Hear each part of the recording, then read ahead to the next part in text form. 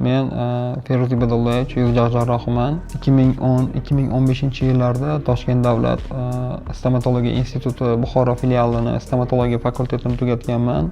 Shundan so'ng Toshkent shahriga kelib, Toshkent davlat stomatologiya instituti yuz jarrohligi kafedrasida 2015-2017 yillarda vrach ordinator sifatida faoliyat yuritganman. Shundan so'ng shu bo'limni o'zida shifokor sifatida ish boshladim va shundan so'ng yana shu kafedrani o'ziga assistent sifatida qabul qilindim. Faoliyatimni boshladim. Shundan so'ng 5 yildan so'ng, ya'ni 2021-yilda tibbiyot fanlari nomzodligini yo'qladim.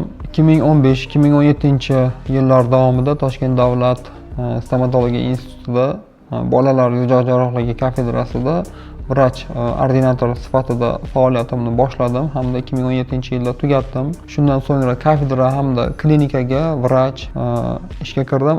Kafedrada assistent bo'lib faoliyatimni boshladim. Yuz jarrohligi yo'nalishi bo'yicha, ya'ni bolalarda va kattalarda yuz sohasidagi tug'ma, orttirilgan, yiringli yallig'lanish kasalliklaridan so'ng hosil bo'lgan hamda travmadan, jarohatdan so'ng hosil bo'lgan nuqsonlarni tiklash bo'yicha o'z ilmiy ishimni boshladim hamda 2021-yilda tibbiyot fanlari nomzodligini yo'qladim. Shundan so'ng faoliyatimni to'xtatmadimda, уже vaqt o'tkazmasdan fan doktorligini yo'qlash uchun o'z faoliyatimni boshladim hamda shu ishimni davom ettirib fan doktorligini 2023-yilda yo'qladim.